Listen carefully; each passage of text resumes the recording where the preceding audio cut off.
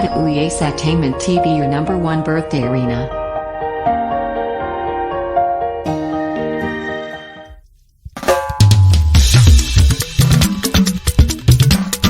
Every 28th of August is about you, Dámilọ́lá.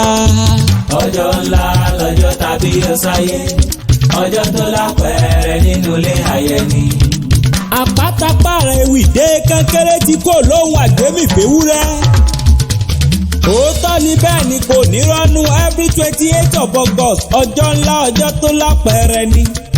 Ọjọ́ mánigbàgbé ló jẹ́ nídìílé ayẹni. Ọjọ́ náà gangan nìràwọ̀ ńlá kan yọ lóde ọ̀run, ayẹni Olúwadámilọ́lá Emmanuel ó gangan nìràwọ̀ náà. Ọjọ́ náà làyájọ́ ìrántí ìgbéyàwó Mr and Mrs ayẹni bàbá àtìyá ọlọ́jọ́ ìbí òní. 28th of August yìí kan náà lọ́mọláyọ̀ ọmọ ayẹni ọmọláyọ̀ Mercy ṣègbéyàwó pẹ̀lú Olúwaṣeun. Ẹ rí nǹkan bí lónìí ọjọ́ ìgbé Olúwadámilọ́lá ìdùnnú ṣubú láyọ̀ nílé ayẹni. Òní ti yẹyí tẹlẹ́gàn ló kù, ẹni bá wá ń bínú torí òní yẹyí ẹ̀sọ́ furu wọn kan lọ kó sẹ́nu rélùwé. Emmanuel Olúwadámilọ́lá Olúwa ti dá ọlọ́lá náà kò sí fòyà. Bàbá ṣé bàbá Emmanuel Ayọ̀mídé Krishna. Gbogbo ọmọ rẹ pátá ni wọ́n ní happy birthday to you daddy. Olólùfẹ́ rẹ̀ gan ògbẹ́yìn Tèmítọ́pẹ́ Òrékelẹ́wà obìnrin rẹ̀ ó ní kí ọ dáadáa. Ṣùgbọ́n ọmọláyọ̀ Mercy ọmọláyọ̀ ọmọ ayẹni ló pè mí sórí àǹgó ìyàwó àtàtà ẹlẹ́sẹ̀ osùn aya ọ̀sìnkín òun ló ní kí n máa ké tán.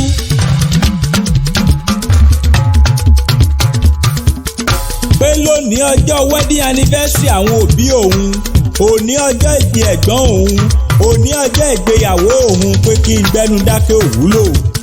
Ọlọ́jọ́ ìbí àbúrò rẹ̀ ní kí ọ dáadáa, kí n kí ọ délé bàbá tó bí ọlọ́mọ.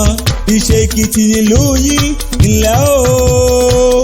Ọmọ occasion ìpele lágbólé yín níṣẹ́ Èkìtì ńlẹ́ ọmọ ìpele, ọmọ onípele òjògèdè àmọ́takodi, ọmọ onígbèrúgèdè òróró ìbílẹ̀ òrìjọ́tẹ́rú débẹ̀ édẹ̀ni ẹbọ ológbòdòjì olómi lásìkún ọmọ arìngbẹ̀rẹ̀ ọ̀nà kípẹ̀ ìjẹran ẹbọ ọmọ onípèpè kàn létí àfọ́ nílàfọ̀n ìwọ lọmọ ìnísà amágòdè mẹ́mú ìwọ lọmọ elégúngún sọwọ́ ìjájì ìwọ lọmọ elégúngún sọwọ́ ìjájì olo ìwọ lọmọ oṣóńtà lọ́sàn-án ìwọ lọmọ oníṣọ àrógùrò bẹ ńlẹ́ ọmọ ìṣọmọgé ọmọ asọtẹmọrù ọmọ ọlọ́rọ̀ àgógó ọmọ amúdàsílẹ̀ mọ́gbọ́ ẹnu pani ọmọ ọwọ́ ọmọ ẹkùn. bẹ́ẹ̀ tún kí ọdẹ́lé ọlọ́wọ̀ níbi tá a forí rẹ̀ sọlẹ̀ sí ìwọ náà gangan lọ́mọ ọlọ́wọ̀ ọmọdé àìjẹran ẹdun ibi ẹdun ti rọ́mọ ọlọ́wọ̀ tó bọ̀nà fọ́mọ ọlọ́wọ̀ ẹdun rọ́mọ ọlọ́wọ̀ ẹdun borí igi lọ gòkè ọ dáadáa àṣeyí ṣàmọ́dún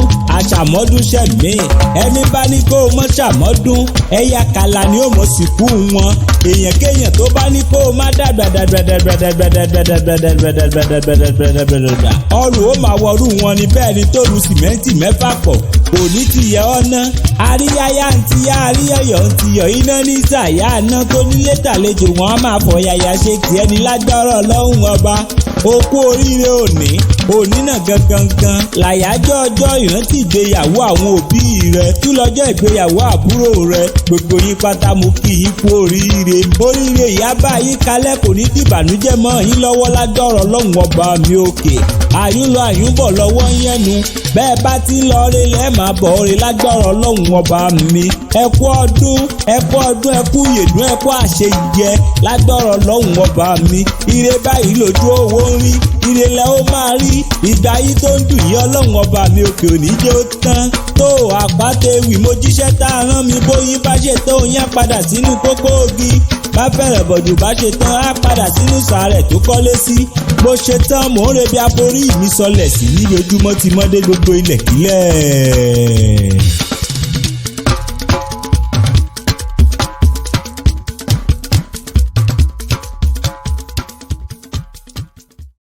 Thank you for watching our video and follow us on Instagram, Twitter and Facebook at Apata Ewi. Please don't forget to subscribe to our YouTube channel for more videos.